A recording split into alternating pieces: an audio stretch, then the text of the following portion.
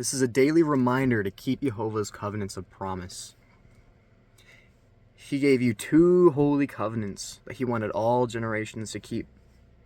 He asks you to do these things because now that we know from Yeshua's teachings, Gentiles can be grafted in. What is the first holy covenant of promise? The rainbow covenant.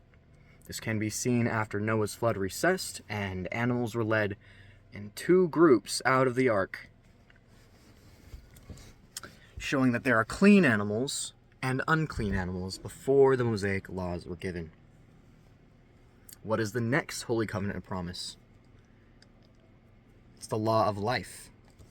Far contrast to the law of sin and death, that was given for disobedience and transgression against the 10 Commandments before they were even brought down from the mountain.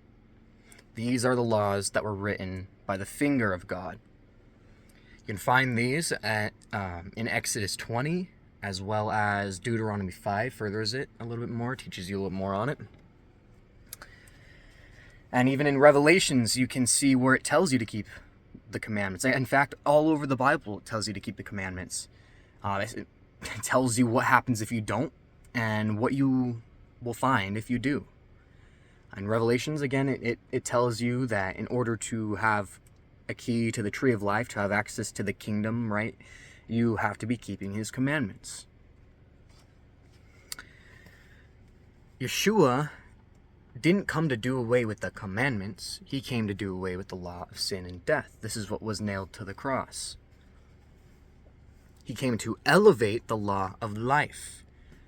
Instead of stoning your brother, instead of stoning your neighbor, instead you rebuke them. For you don't want to suffer sin upon your brother or sister or neighbor or anybody who could be grafted in. Hence the seeking to find the Gentiles. If you see your brother or you see somebody walking and they don't know, they're looking up at the sky because they're trying to focus on God, right? They're trying to focus, or maybe they're just in the clouds. You see them walking and there's a pit right here. Sure, there's a line. Maybe there's someone in front of them leading them that way. And that person barely dodges the pit. But this one's going to walk straight in. What do? Do you yell at them, "Hey, there's a hole there. Watch out. Watch where you're going. Look where you're going. Here's what you're doing. Here's what's going to happen if you keep doing it." Yeshua wants you to go in Scripture. Rebuke. With all long suffering, right? What do you think this means?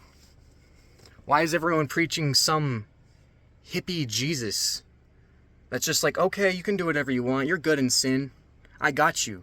Grace doesn't mean unmerited favor. Grace is conviction. That's the feeling when he is telling you you're doing something wrong and you need to right it or it's not going to be good. That's grace. He pours out his grace upon the world to all men. This is moral law. To disobedience of the 10 Commandments. When you feel like shit after you do something wrong. What's the other one? Faith. Faith is your shield. What is faith? Faith without works is dead. What are the works of faith? That's a daily reminder. Seek these things. Seek to know what his covenants are. Why does he ask you to guard his commandments?